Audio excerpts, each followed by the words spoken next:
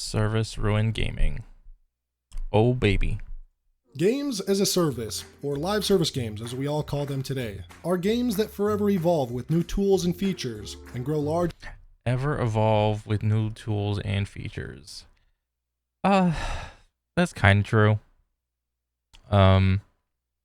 It, there's been a couple games recently that have came out and have bucked that statement, and it's really kind of laughable, but you know, we'll let it slide. Larger and larger with consistent content drops for months or even years post-launch. Players get a constant influx of content, and developers get a That's arguable. Constant influx of content. Oh man, it depends on what your definition is of content, but you know, constant influx of money. In theory, live service games can be the best games ever made for both parties, the very definition of a win-win. But, and this is a pretty big but, what does the current reality of live service actually look like? garbage, trash, doo-doo. Why are so many live service games shutting down? All the recent video game live service closures explained. 10 video games you didn't realize are shutting down in 2023. Oh, dang. And isn't it also like most developers are just not making games anymore? They're just making one live service game to live on forever and ever. And then they're just like constantly putting like breadcrumbs in and calling it content and just leaving it as it is or whatever. Jesus Christ. Broken launches, roadmaps, Yeah. hotfixes, server maintenance, Yeah. patch notes, dev updates, dev apologies, missing features, True. removing content, disabling content, lack of content. But no matter what, that cash shop is always fully stocked and functioning without fail. Oh yeah, you can bet your ass on that shit, dude. The store in any live service game always works 100% of the time. The moment that shit goes down, it is instantly fixed. Yep. You know, live And that's service sad. didn't really turn out the way many of us envisioned when we think about the potential live service gaming can offer. And to put it mildly, live service games have been very disappointing. And to put it more realistically, live service games have been destroying the gaming industry in front of our eyes. It's like super disappointing too, because like I used to like back in the day, like Xbox 360 / PS3 era, it's like I would look forward to like a new IP coming out or like the next version of the game, like something 2, something 3 or whatever. I'd like look forward to it coming out or whatever. But now it's just like I'm tired. I don't feel like listening to the next live service game coming out. And it's to the point where I am almost more excited for the indie games that come out, like the no-name games. Like those are way more interesting than all the AAA bullshit that's coming out. Now, companies aren't solely to blame here. They can only get away with things that the customers will tolerate. Yeah. And customers, at least gamers, are fucking stupid. All right? If you don't like live service games, then stop buying shit. All right? It's that simple. Stop buying dog shit, and then you'll stop getting served dog shit. Mickey D's can't charge $30 for a McDouble, even if they want to, because their customers just won't stand for it. But Well, probably the Mickey D's in Dubai could get away with that. in the gaming community, unfortunately, there's a large number of people that seem to really like that corporate COCK. Cock. Oh. They give into and actually defend these corporations at every single turn with some of the most basic cuck responses. And I don't use True. that term lightly. In fact, that might be the only time I ever use that term. But if you make excuses for and encourage something or someone to fuck the thing you love, isn't that the definition of being a cuck? Yup. Is that Black Flag? Oh my god.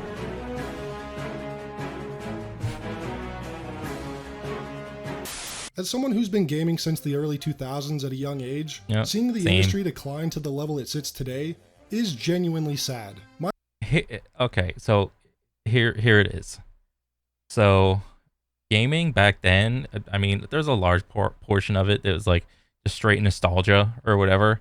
It's like gaming has been like, there was a point like from like, I don't know, 2000, 2004, whatever, somewhere around there, where it's like it goes up and up and up and up, and then it kind of like plateaus, and then it kind of transitioned, like, I don't know, maybe like when Fortnite came out or something like that, maybe a little bit before, maybe a little bit after, where like a game could come out and it would be like purely a 50-50 whether or not it was like a banger or not.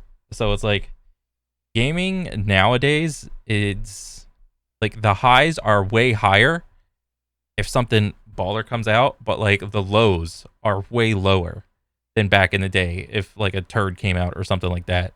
It's like it wasn't like the consistent high or whatever. Like, oh, next game comes out, it's awesome. Next game comes out, it's awesome. Oh, this other company was a competitor for this guy's. Oh, this game's pretty good too. Oh, now it's just like it's literally 50-50. The highs are so much higher, the lows are so much lower.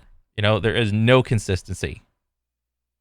My gaming these days consists almost entirely of indie games and my backlog of old single-player titles from pre-2015, because even good single-player games these days are rarer than a Honey Tree Munchlax. But, ladies and gentlemen, gaming has never been completely devoid of corporate greed or bad game releases. But my god, are we in a rough place right now. Yeah. And there are numerous things to point to when discussing where gaming went wrong, and each topic is deserving of its own video. But the one I want to shine a spotlight on today is the cancer that is live service gaming. And I think it's appropriate to start with something that's a bit of a double-edged sword with live service games. A second chance. If a game is broken at release or launches in a state where it didn't reach its potential, developers are given a second chance to improve the game. No, they're not really, because for the most part, if someone buys a game in the beginning, like on day one, and it turns out to be dog shit, that's the first impression, and the first impression is gonna be the most impressionable on a person when they buy a game. Like there's a ton of games that I could use as an example. No Man's Sky came out like on the day of or the week of its initial release. It was complete dog shit. People played the game and they're like, this is broken, there's nothing to do, this is stupid. I mean, granted, it's different now, like so I hear. No Man's Sky is like a great game, but compare the amount of like concurrent players like that have like stuck around and like done like been with it day to day or whatever and watched the growth of it versus like the initial boom of players that could be still playing it if they were to keep up with it and like pay attention to the news and like, oh, new update, oh, this game's good now. It's vastly different. A ton of other games. Add to it, fix it, address feedback and balance issues, and it Battlefield 2042. Another prime example. Like on its initial release, it was buggy, it was dog shit, and there wasn't even a scoreboard in an FPS game, which is hilarious. And supposedly, it's like an alright game now, but some, like the few people that play it, what is it, like 5K, 10K concurrent, something like that, at least off Steam. It's like, even those guys would be like, yeah, this is still pretty trash, and it's just like mid. It leads to examples like No Man's Sky or Destiny or Sea of Thieves, Ooh. which are drastically different from their launch state for the better. But this is also a bad thing, because this means game developers and publishers don't have to make their launches count. Before the yes, they do. They really should consider that. Like, you're never gonna have as many players down the road as you are on the initial day one launch of the game. It's only downhill from day one. The trouble or the issue, the thing, is doing enough updates to retain that initial like a boom of players. So, yeah. Capabilities of online digital patching, a game had to be good at launch or it would review poorly, which means it sold poorly. And Yeah. poor sales meant bye-bye studio, which Mhm. meant companies were almost forced to give us masterpieces like this in order to turn a profit or even just keep the lights on. So, I guess what he's trying to say is like it was dog shit for developers to try to make a masterpiece, like a perfect thing on day one release. But as a consumer, a player, it was awesome because you had a perfect game that didn't need any patches, and it was just the game was good on day one. But you know, who's to say which is the right course of action?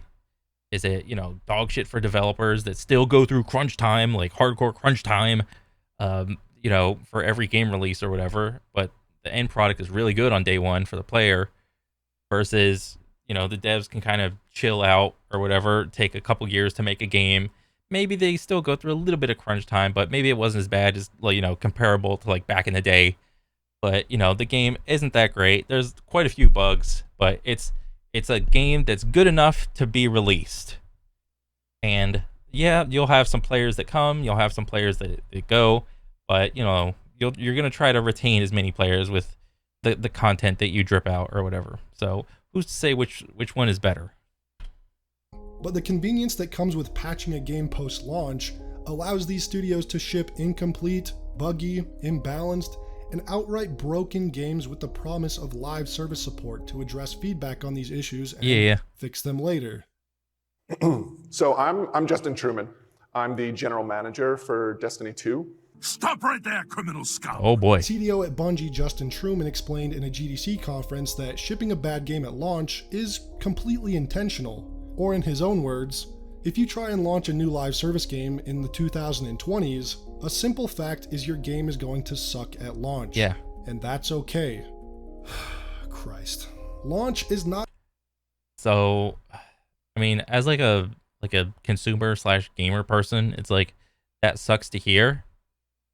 But here's the thing. No one says you have to play day one on launch, all right? So, like, you could play a couple months down the line when the game is good. It's like, you don't have to 100%, like, no one's holding a gun to your head to be there at day one of the game, all right?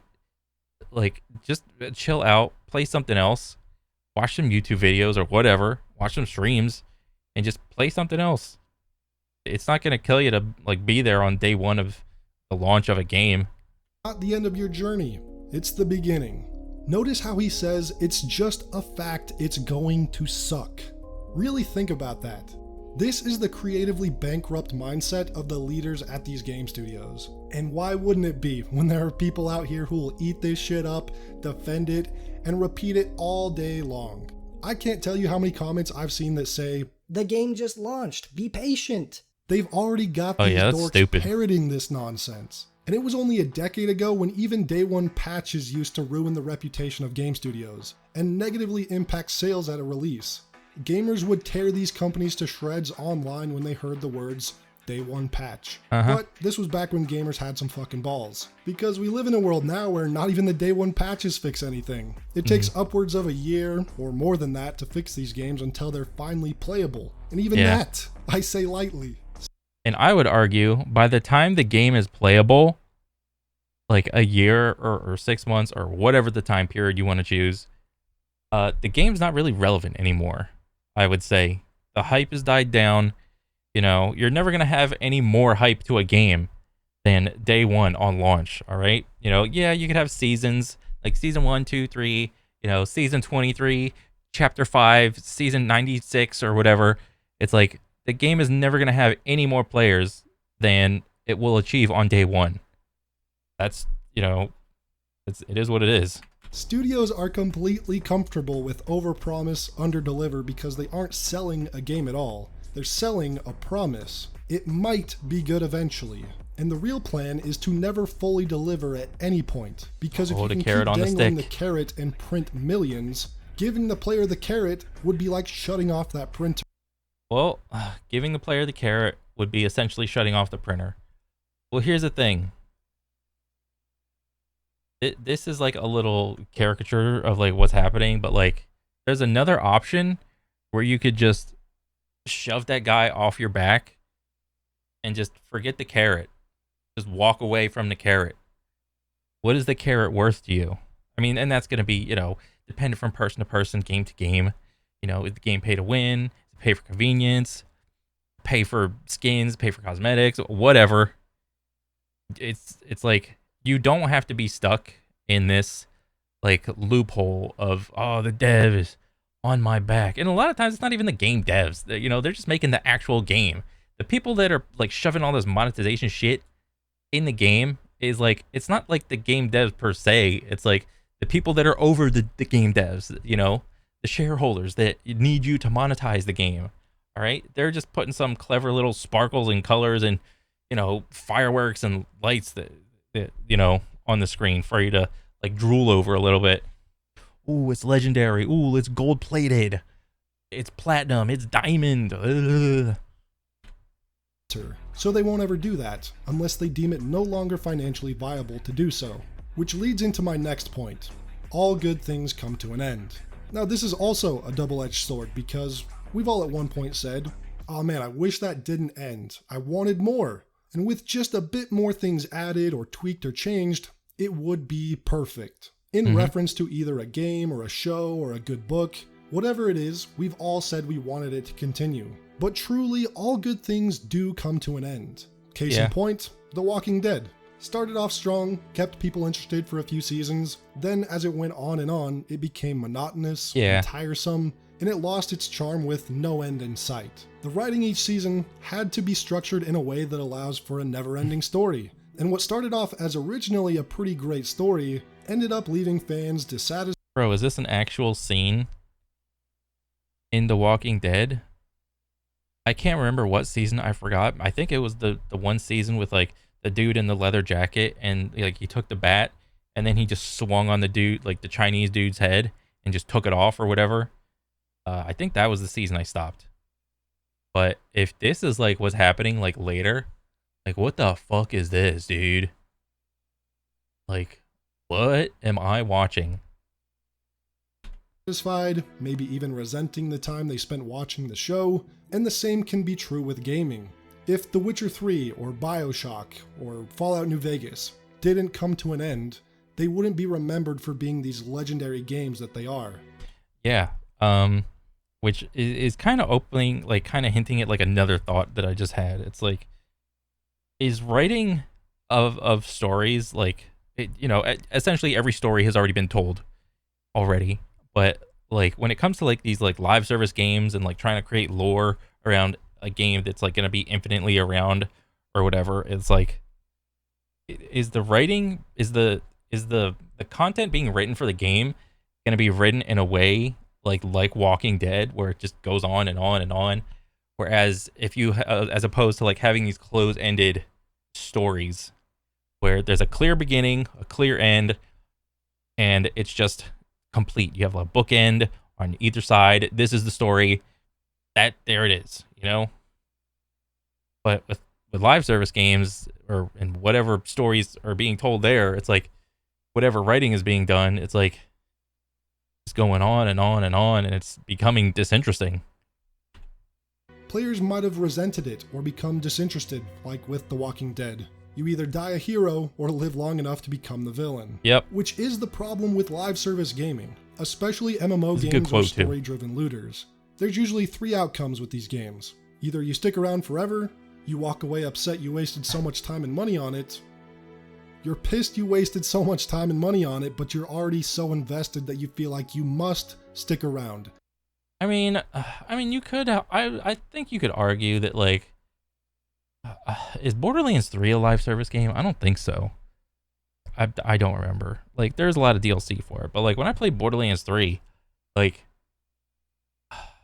I played it from beginning, played it to the end, and I think I played it a couple times.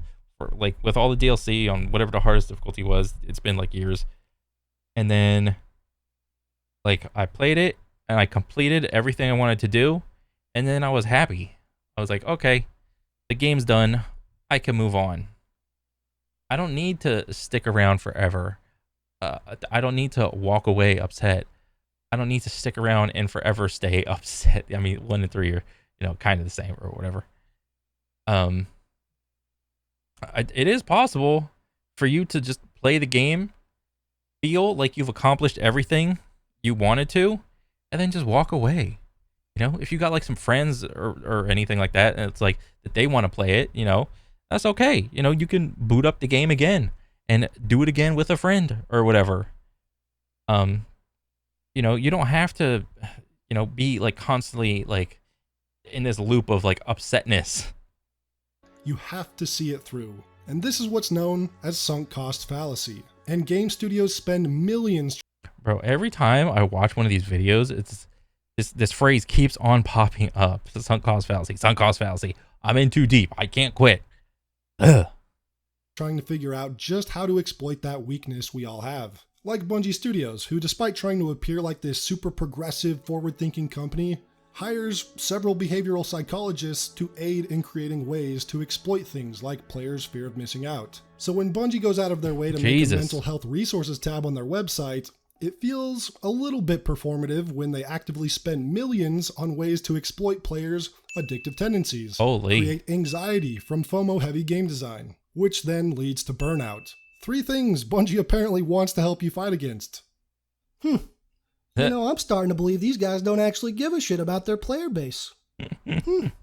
Developers used to think about creating something that would satisfy the player, but now they are being guided to create experiences where satisfaction is just out of reach. And then they've got a cash shop whispering in your ear, buying this might fill that void. But it doesn't, because it's not supposed to. The game isn't supposed to ever fulfill you. It's supposed to string you along forever. But the thing is, it's harder to get sick of something that ends. It's not impossible, AC Valhalla, but it's a lot harder. There's a certain feeling of accomplishment when you actually complete something, and live service will never give you that feeling. Again, the carrot will dangle forever. There's a reason so many times you'll hear the sentiment of, this game feels like a job. A full-time job that you don't get paid for. In fact, you pay them, like a dumbass. Because just like a real job, you might only enjoy it some of the time, but most of the time you just do it because you feel like you must play, so you don't miss out on finishing the battle pass. Or you gotta go grind some specific items before they get removed in a few months. And also like a full-time... Yeah, these are all FOMO things in games that, I had my fair share of, at least playing Apex or whatever. When a new gun skin or a character skin would drop, I would feel the need to, go buy it or whatever. And after that, I would just be like, why did I buy this? This is stupid. It's like, I'm not like a saint or anything. Like, I've been like fallen victim to the FOMO shit or whatever, but like, yeah, there's going to be some buyer's remorse after. It's like, I shouldn't have done that. This is stupid. And, if I could go again and do it all again, yeah, I wouldn't buy any of that dumb shit. Time job, you're on their schedule. You can't play at your own pace or when you want to because everything has an expiration date. From items to earn or content to play, it all has a countdown applied to it. And content gets drip fed slowly over time rather than all at once. So you're going to be either waiting around or hurrying to catch up. And this is why you're often punished for taking a break in these games. And if it's a PvP game like Apex or Fortnite, good luck trying to return to these games after taking a few months off, because the strict skill-based matchmaking paired with the fact that the game is filled with players who did not take a break makes your chances of winning or even standing a chance at winning pretty low, unless you start grinding it like a full-time job again. Or you could just plug in a controller and be pretty much at the same skill level that you left off. And because currently in Apex, I think like 20 to 25% of the player base is in the master rank. So I don't know if Apex is the best idea or example. And what this means for a lot of players is you're locked into 1, maybe 2 live service games because there's only so much time in a day. You can only spread yourself too thin. Forget having time to play indies or single player titles because the live service games you're playing don't want you to. Having FOMO in these games isn't just so you keep buying their content, but to actively keep you away from the competition. It's designed so that you don't play any game but this one. Yeah. Not because it's so good, but because they give you too many reasons to be scared of leaving. So Cosmetics are not a good reason to stay in a game or to stay playing a game. And just because there's like you go into the store and there's a timer on it saying that like, oh, you got only a week to buy the skin or else it's gone forever and blah blah blah. It's like that's not a good reason to stay and grind the game. The stupid daily challenges, stupid weekly challenges, stupid monthly challenges. Like get that shit out of here, dude. No one cares. All right. When's the last time you like made like a new friend or something playing that game and you asked them, hey man, have you been doing every daily, every day, every weekly, every day, every week, or every monthly challenge every month? And you're like 100%. It's like, no one ever does that because they don't care. All right. Those are not, no, this is, no. So you can see the potential problem with companies chasing the live service game trend. The market is already very oversaturated, and it's hard enough to juggle the time between any of these games for a lot of players. So for a new live service to release, it has to be absolutely incredible in order to pull players away from what they're already invested in. Now the problem here is, most of them aren't incredible, or even good. Reports show that Marvel's Avengers is counting 96% less players on PC than it was when it launched. Now it's struggling to break 1,000 players. Rightfully so, because that game is complete utter dog shit. Good for that matter, because they were solely created to chase that trend. Now the result of this are countless live service games getting 86'd mere months after release, even though there's been plenty of fans that have spent hundreds if not thousands on in-game purchases. Games that might have otherwise been pretty decent if they had focused on what made sense for their concept, rather than shoehorn in live service elements. Okay, and here's another thing. The reason why you have like a gigantic percentage of player base that can just drop off and just leave a game in a live service game or like a pay-to-win game or some mobile game or whatever is because the amount of money that it takes to reach that like threshold point for a game to like go into like profits and to go into like profit mode from like it like that amount of money only comes from like a very small percentage of the player base. So let's take that example from like the Marvel or whatever. So 96% of players on PC just dropped off, stopped playing the game. So I guess the game came out on console or whatever. So there's some percentage of console players still playing, and then only 4% of PC players still playing. Let's just say, for the sake of the argument, only the 4% of PC players are still playing. Of that 4%, there can be some freaking whales in that little 4% that just whale out. They start spending tens, thousands, hundreds of thousands of dollars, depending on how the game is monetized or whatever.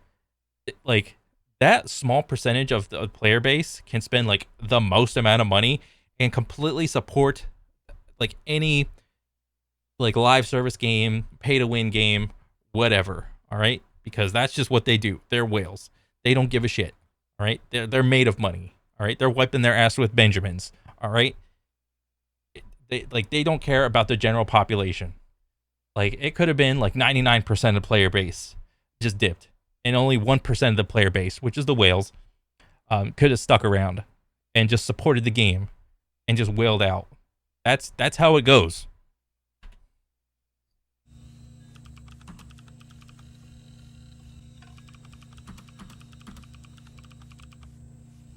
Ruined in-game progression. This is probably the biggest problem I have with live service games. Seasons, battle passes, cash shops, these three things have replaced traditional progression systems that used to keep players like myself around on a game for ages. I think about the original COD games from COD 4 through Black Ops 2. All of these games, like all these games had like evergreen progression, whereas there weren't any I don't think there were seasons. Maybe in like Black Ops 2 or whatever. I'm not entirely sure. It's been for fucking ever. What do you do in these games? You had the evergreen prestige system, which was like what? 1 to 100, then you prestige, go back to level 1, go 1 to 100 again, prestige, go back to prestige number 2, go to 100 again, prestige 3, and so on and so forth. And you did that about 10 times. All right. And then not only did you have that, you had the gun progression system where it wasn't like one gun had like 100,000 fucking attachments and 18 different like weapon slots or attachment slots, and you had to level up the gun to level 100 to unlock all the good attachments, because the good attachments are always at the end or whatever. So you got to go through all the bullshit, because if they gave you the good shit in the beginning, there's no reason to, use the gun anymore or whatever. It's like, what did you have to do in these games to like unlock attachments?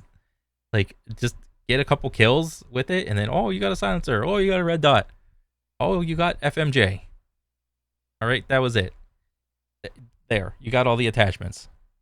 Okay, now what do you do when you get the attachments? Oh, I want to try to get red tiger. Oh, I want to try to get gold on it. All right, what do you have to do? You get some fucking like 1,000 headshots, like 1,000 kills or whatever it was. Like, that's just easy. All right. Now it's like, what was like one of the recent Call of Duties? It had like platinum, obsidian, fucking tie-dye.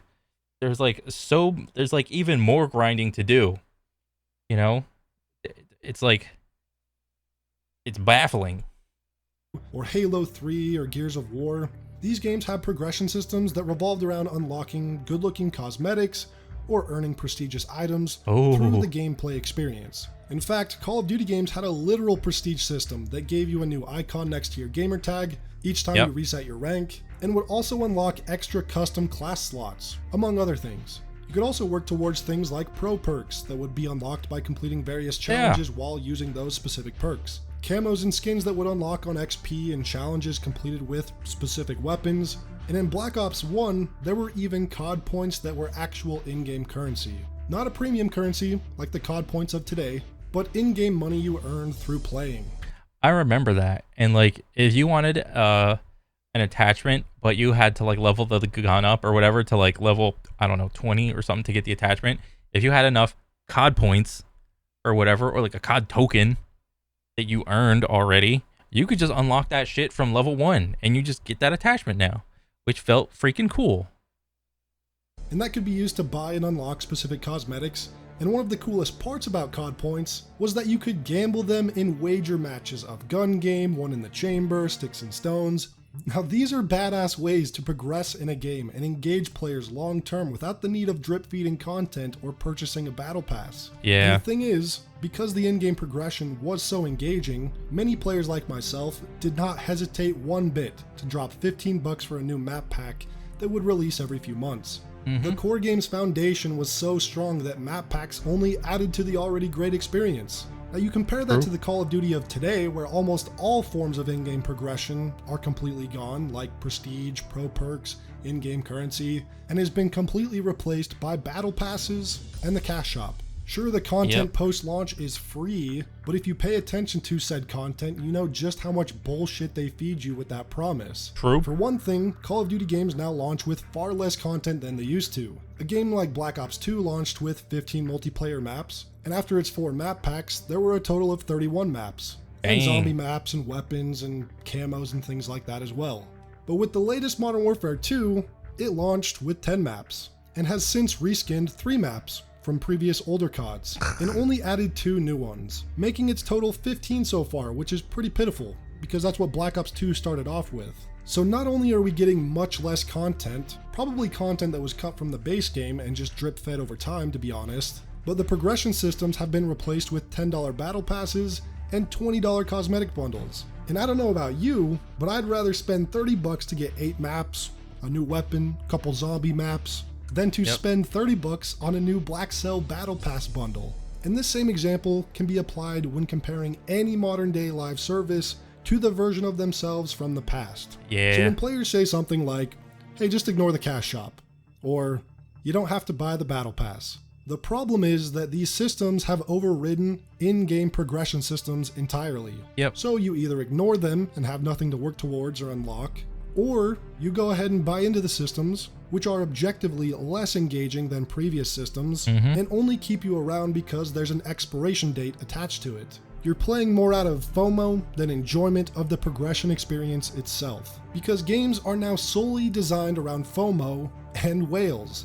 And that's what I think so many people fail to realize. You can't just ignore the fact that a game is missing content and its progression systems in order to foster and nurture these beluga whales and FOMO addicts. It's baked into every single element of the experience. And this is why From Software games are the antidote to this poisonous design philosophy. Oh, dang. Which is why their games are so popular. Their communities aren't just made up of only elitist, sweaty tryhards like so many normies tend to think. It's made up of people who love video games. Because when you get invaded or I still haven't played any Souls-like games because I'm too much of a scare little bitch, all right?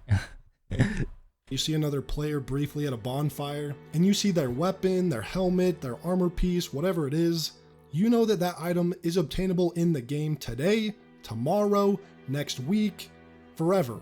And you're gonna get it through completing some epic challenge or encounter. And it's exciting to see things you've never seen before, because maybe you thought you'd seen everything this game had to offer, but there's always more than you think. And then you uncover and explore areas that may hold new secrets.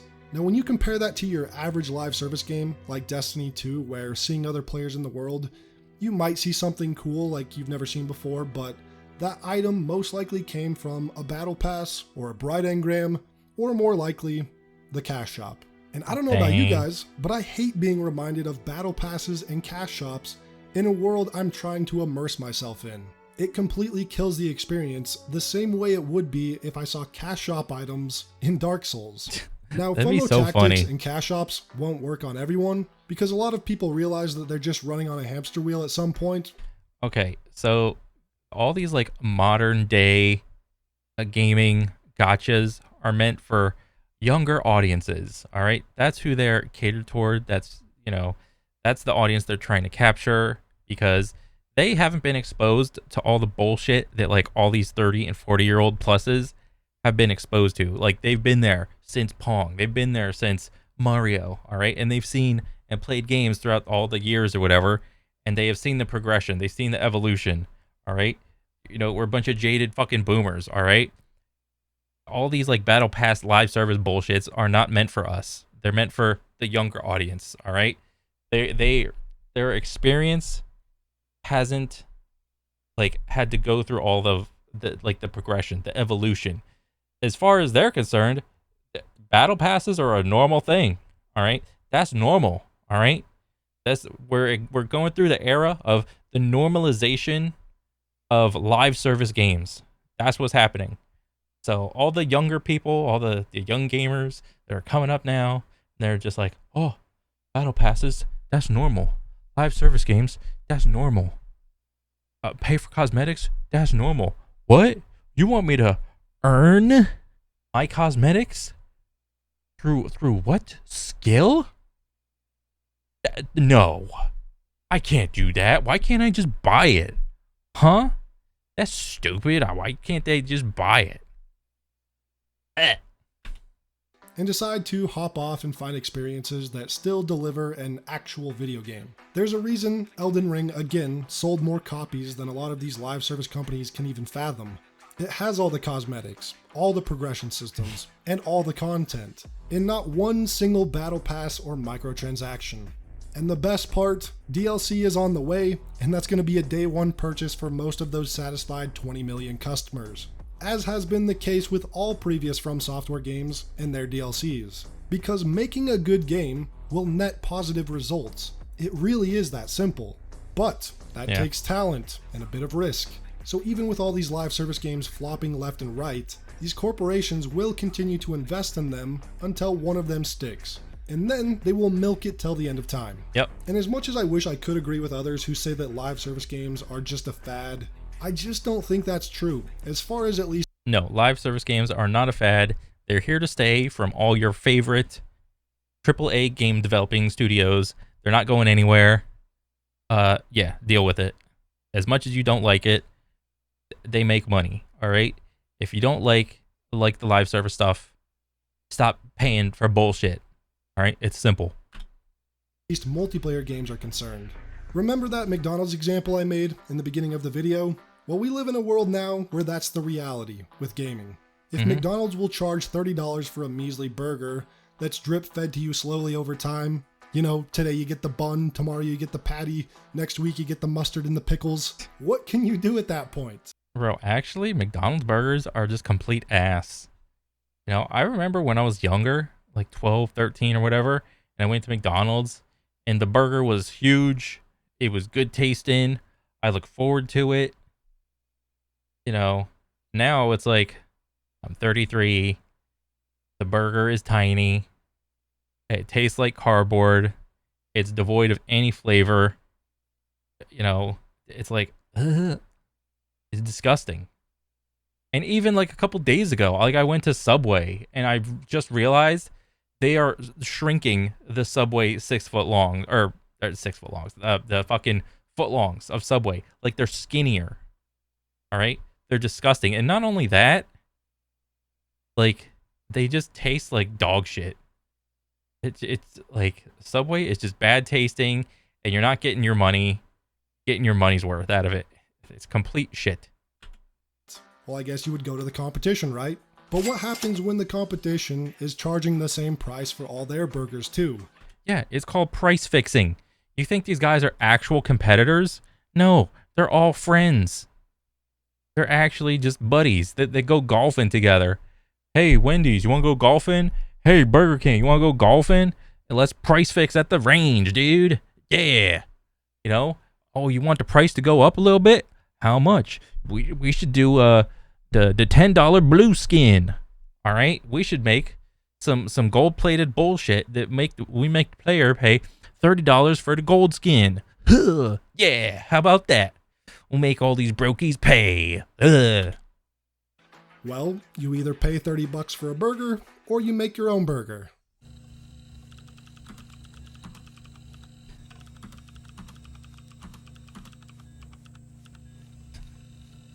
And I guess making your own burger means single-player gaming. Now, unfortunately, lots of single-player games these days are also live service in more ways than a few.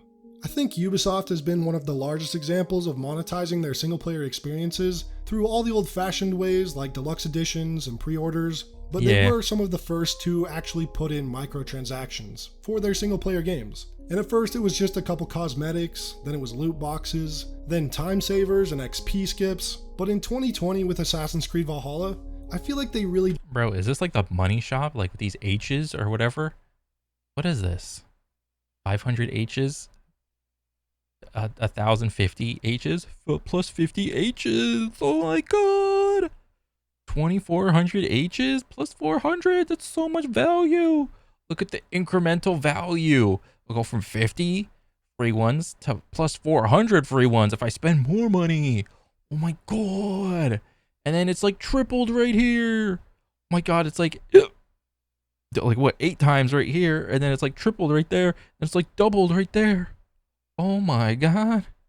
I need to spend this one. It's red. Look at all the H's I get. Oh, I need H's. Did create a completely live service single-player game. It had all the previously mentioned items, but also premium currencies, events and holiday events, limited time items, features like icons on the map that are sold for extra, and multiple expansions that cost almost as much as the base game. To be completely honest, that sucks. It was awful, but people loved that shit, so it made them over $1 billion.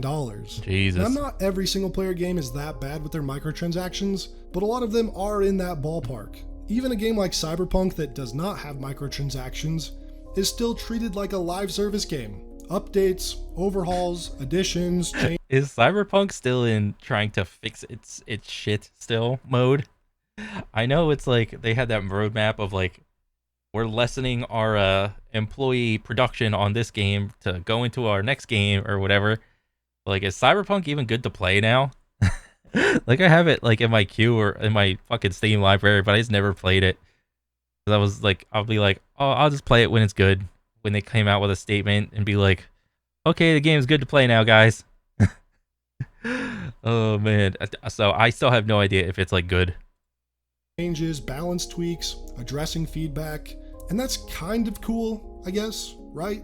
The game desperately does need those things for honestly probably years to come as well. But again, it goes back to that idea that developers don't need to make their launches count anymore.